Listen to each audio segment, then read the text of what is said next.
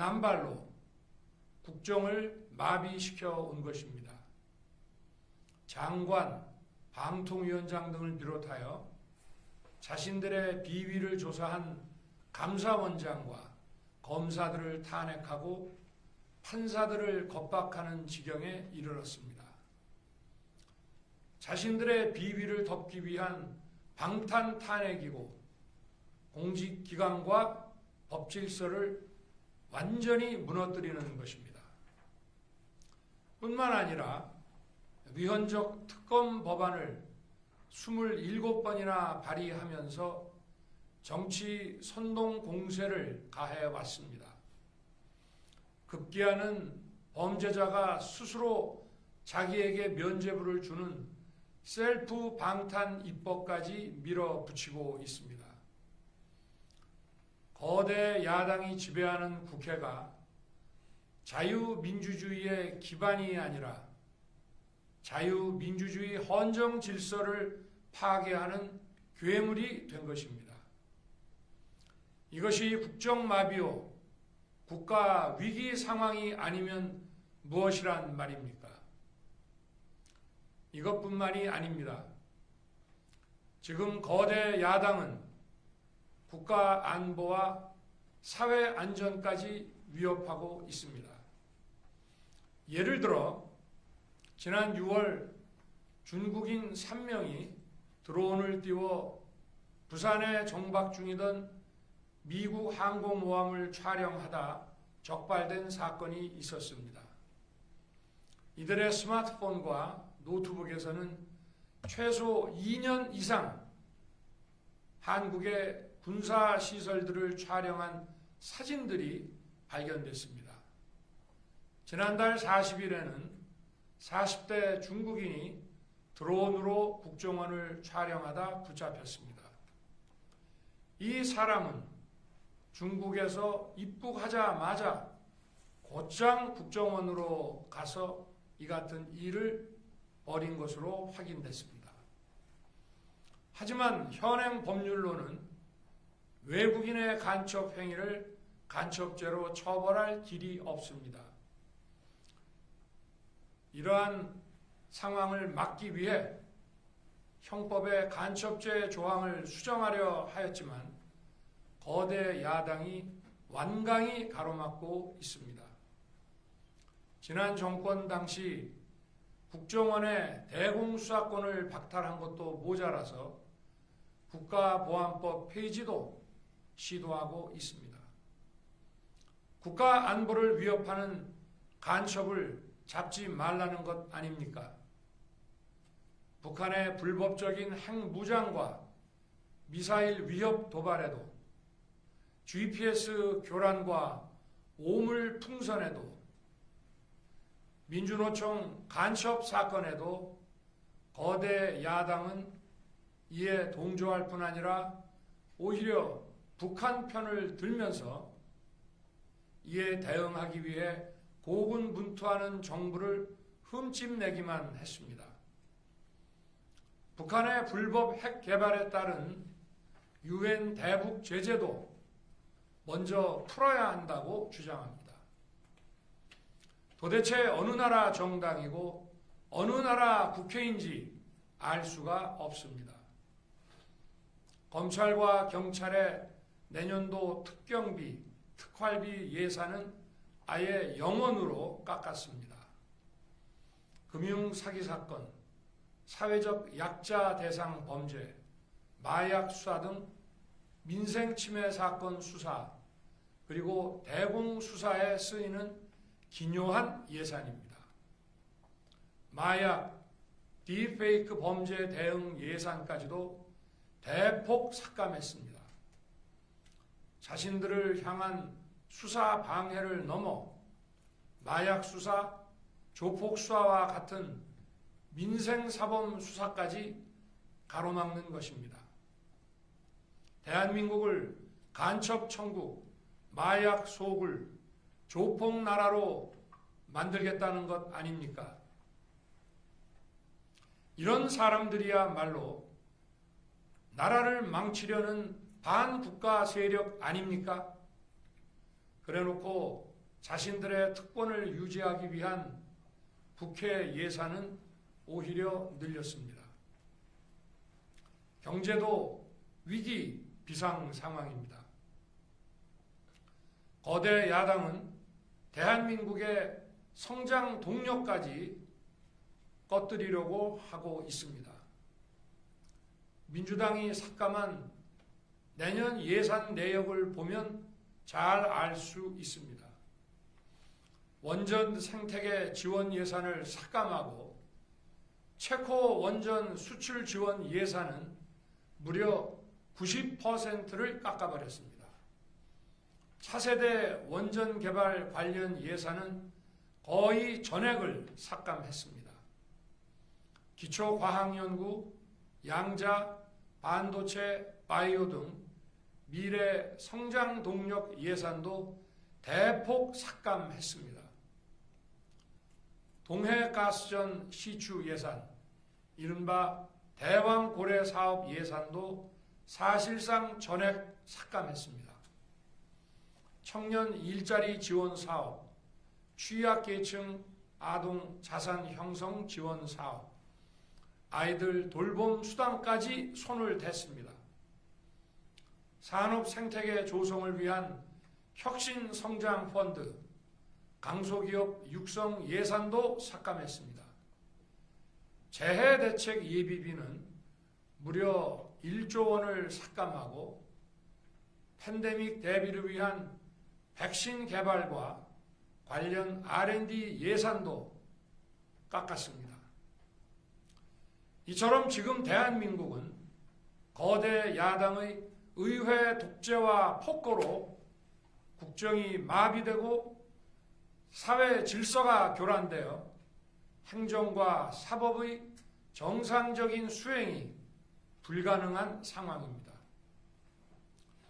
국민 여러분, 여기까지는 국민 여러분께서도 많이 아시고 계실 것입니다.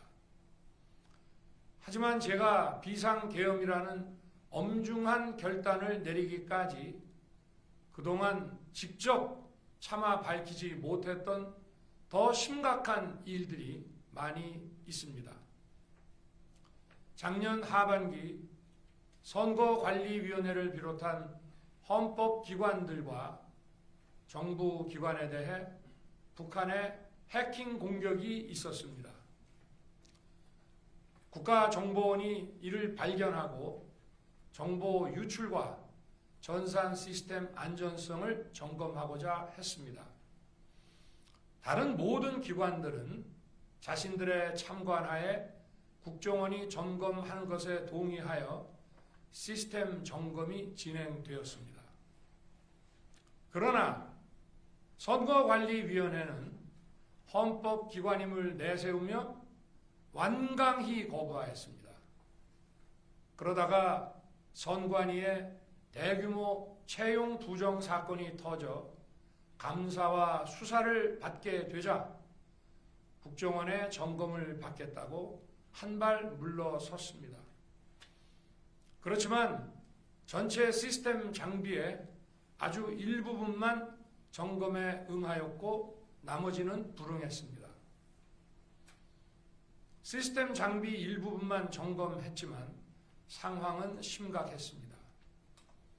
국정원 직원이 해커로서 해킹을 시도하자 얼마든지 데이터 조작이 가능하였고 방화벽도 사실상 없는 것이나 마찬가지였습니다. 비밀번호도 아주 단순하여 1, 2, 3, 4, 5 같은 식이었습니다.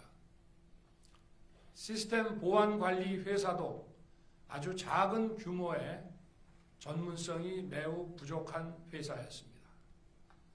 저는 당시 대통령으로서 국정원의 보고를 받고 충격에 빠졌습니다.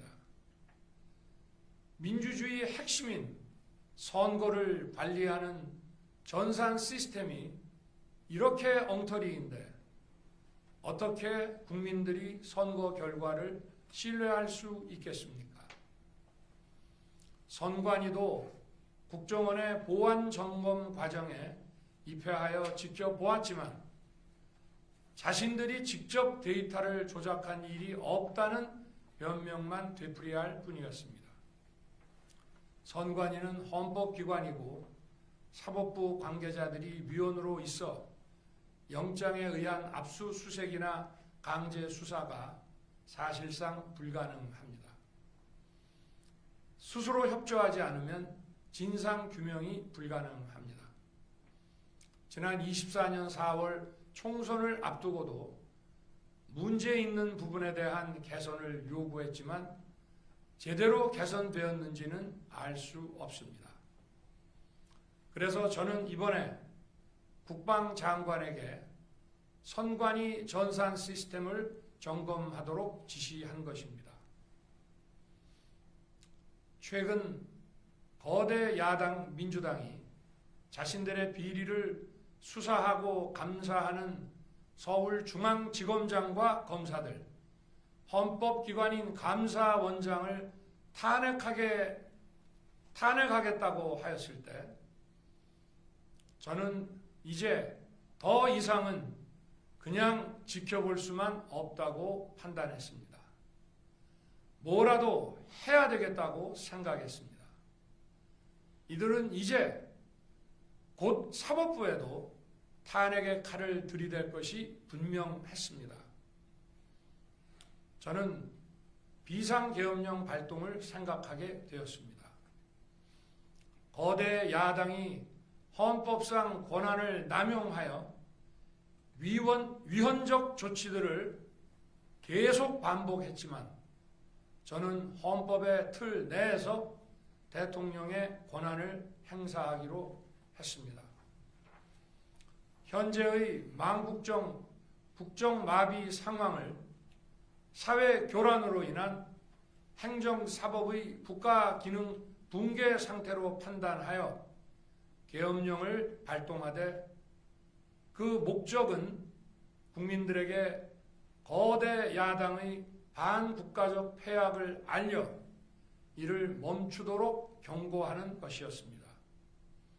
그럼으로써 자유민주주의 헌정질서의 붕괴를 막고 국가 기능을 정상화하고자 하였습니다. 사실 12월 4일 계엄 해제 이후 민주당에서 감사원장과 서울중앙지검장 등에 대한 탄핵안을 보류하겠다고 발표하여 짧은 시간의 계엄을 통한 메시지가 일정 부분 효과가 있었다고 생각했습니다. 그러나 이틀 후 보류하겠다던 탄핵 소추를 그냥 해버렸습니다. 비상계엄의 명분을 없애겠다는 뜻이었습니다.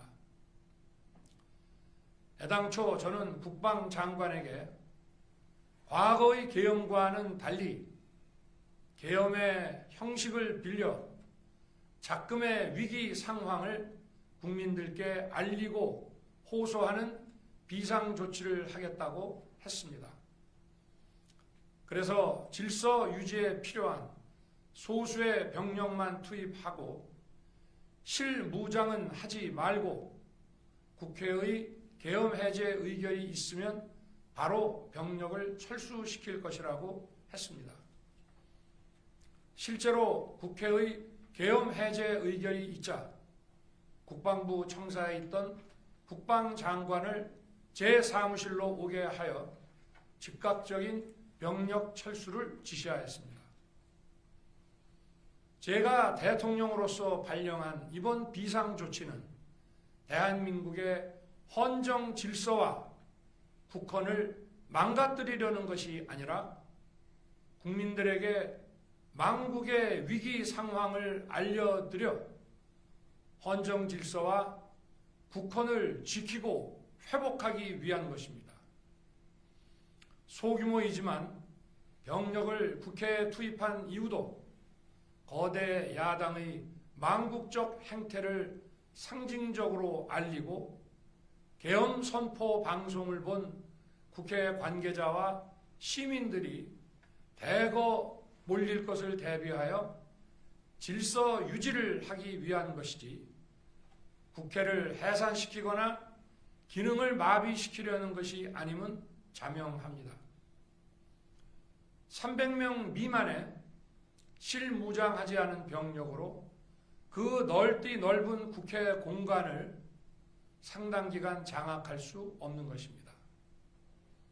과거와 같은 계엄을 하려면 수만 명의 병력이 필요하고 광범위한 사전 논의와 준비가 필요하지만 저는 국방장관에게 계엄령 발령 담화 방송으로 국민들께 알린 이후에 병력을 이동시키라고 지시했습니다. 그래서 10시 30분 담화 방송을 하고 병력 투입도 11시 30분에서 12시 조금 넘어서 이루어졌으며 1시 조금 넘어 국회의 계엄 해제 결의가 있자 즉각 군 철수를 지시하였습니다. 결국 병력이 투입된 시간은 한두 시간 정도에 불과합니다. 만일 국회 기능을 마비시키려 했다면 평일이 아닌 주말을 기해서 계엄을 발동했을 것입니다. 국회 건물에 대한 단전 단수 조치부터 취했을 것이고 방송 송출도 제한했을 것입니다. 그러나 그 어느 것도 하지 않았습니다. 국회에서 정상적으로 심의가 이루어졌고 방송을 통해 온 국민이 국회 상황을 지켜보았습니다. 자유민주 헌정 질서를 회복하고 수호하기 위해 국민들께 망국적 상황을 호소하는 불가피한 비상조치를 했지만 사상자가 발생하지 않도록 안전사고 방지에 만전을 기하도록 하였고 사병이 아닌 부사관 이상 정예 병력만 이동시키도록 한 것입니다. 저는 이번 비상계엄을 준비하면서 오로지 국방장관하고만 논의하였고 대통령실과 내각 일부 인사에게 선포 직전 국무회의에서 알렸습니다. 각자의 담당 업무 관점에서 우려되는 반대 의견 개진도 많았습니다. 저는 국정 전반을 보는 대통령의 입장에서 현 상황에서 이런 조치가 불가피하다고 설명했습니다. 군 관계자들은 모두 대통령의 비상계엄 발표 이후 병력 이동 지시를 따른 것이니만큼 이들에게는 전혀 잘못이 없습니다. 그리고 분명히 말씀드리지만 저는 국회 관계자의 국회 출입을 막지 않도록 하였고 그래서 국회의원과 엄청나게 많은 인파가 국회 마당과 본관, 본회의장으로 들어갔고 계엄해제 안건 심의도 진행된 것입니다. 그런데도 어떻게든 내란죄를 만들어 대통령을 끌어내리기 위해 수많은 허위 선동을 만들어내고 있습니다. 도대체 2시간짜리 내란이라는 것이 있습니까? 질서 유지를 위해 소수의 병력을 잠시 투입한 것이 폭동이란 말입니까? 거대 야당이 거짓 선동으로 탄핵을 서두르는 이유가 무엇이겠습니까? 단 하나입니다. 거대 야당 대표의 유죄 선고가 임박하자 대통령의 탄핵을 통해 이를 회피하고 조기 대선을 치르려는 것입니다. 국가 시스템을 무너뜨려서라도 자신의 범죄를 덮고 국정을 장악하려는 것입니다. 이야말로 국헌문란 행위 아닙니까? 저를 탄핵하든 수사하든 저는 이에 당당히 맞설 것입니다. 저는 이번 계엄 선포와 관련해서 법적, 정치적 책임 문제를 회피하지 않겠다고 이미 말씀드린 바 있습니다. 저는 대통령 취임 이후 지금까지 단 한순간도 개인적인 인기나 대통령 임기 자리 보존에 연연해 온 적이 없습니다. 자리 보존 생각만 있었다면 국헌 문란 세력과 구태여 맞서 싸울 일도 없었고 이번과 같이 비상계엄을 선포하는 일은 더더욱 없었을 것입니다. 5년 임기 자리 지키기에만 매달려 국가와 국민을 외면할 수 없었습니다. 저를 뽑아주신 국민의 뜻을 저버릴 수 없었습니다. 하루가 멀다 하고 다수의 힘으로 입법 폭고를 일삼고 오로지 방탄에만 혈안되어 있는 거대 야당의 의회 독재에 맞서 대한민국의 자유민주주의와 헌정 질서를 지키려 했던 것입니다. 그 길밖에 없다고 판단해서 내린 대통령의 헌법적 결단이자 통치 행위가 어떻게 내란이 될 수 있습니까? 대통령의 비상계엄 선포권 행사는 사명권 행사, 외교권 행사와 같은 사법심사의 대상이 되지 않는 통치 행위입니다. 국민 여러분, 지금 야당은 저를 중범죄자로 몰면서 당장 대통령직에서 끌어내리려 하고 있습니다. 만일 망국적 국헌문란 세력이 이 나라를 지배한다면 어떤 일이 벌어지겠습니까? 위헌적인 법률, 셀프 면죄부 법률, 경제 폭망 법률들이 국회를 무차별 통과해서 이 나라를 완전히 부술 것입니다. 원전산업, 반도체 산업을 비롯한 미래 성장 동력은 고사될 것이고 중국산 태양광 시설들이 전국의 살림을 파괴할 것입니다. 우리 안보와 경제의 기반인 한미 동맹, 한미일 공조는 또다시 무너질 것입니다. 북한은 핵과 미사일을 고도화하여 우리의 삶을 더 심각하게 위협할 것입니다. 그러면 이 나라 대한민국의 미래가 어떻게 되겠습니까? 간첩이 활개치고 마약이 미래 세대를 망가뜨리고 조폭이 설치는 그런 나라가 되지 않겠습니까? 지금껏 국정 마비와 국헌 문란을 주도한 세력과 범죄자 집단이 국정을 장악하고 대한민국의 미래를 위협하는 일만큼은 어떤 일이 있어도 막아야 합니다. 저는 끝까지 싸울 것입니다. 국민 여러분, 국정 마비의 망국적 비상 상황에서 나라를 지키기 위해 국정을 정상화하기 위해 대통령의 법적 권한으로 행사한 비상계엄 조치는 대통령의 고도의 정치적 판단이고 오로지 국회의 해제 요구만으로 통제할 수 있는 것입니다. 이것이 사법부의 판례와 헌법학계의 다수 의견임을 많은 분들이 알고 있습니다. 저는 국회 해제 요구를 즉각 수용했습니다. 계엄 발령 요건에 관해 다른 생각을 가지고 계신 분들도 있습니다만 나라를 살리려는 비상 조치를 나라를 망치려는 내란 행위로 보는 것은 여러 헌법학자와 법률가들이 지적하는 바와 같이 우리 헌법과 법 체계를 심각한 위험에 빠뜨리는 것입니다. 저는 묻고 싶습니다. 지금 여기저기서 광란에 칼춤을 추는 사람들은 나라가 이 상태에 오기까지 어디서 도대체 무엇을 했습니까? 대한민국의 상황이 위태롭고 위기에 놓여 있다는 생각도 전혀 하지 않았다는 말입니까?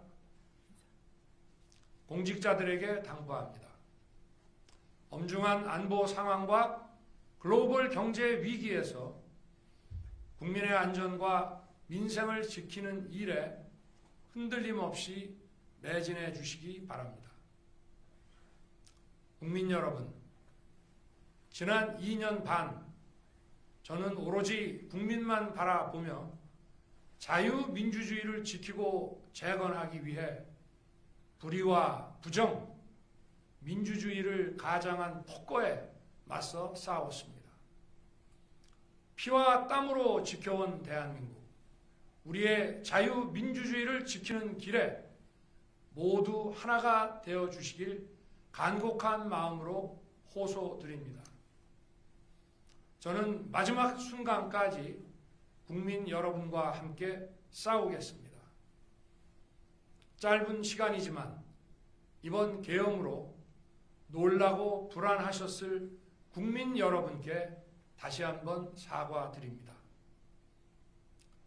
국민 여러분에 대한 저의 뜨거운 충정만큼은 믿어주십시오.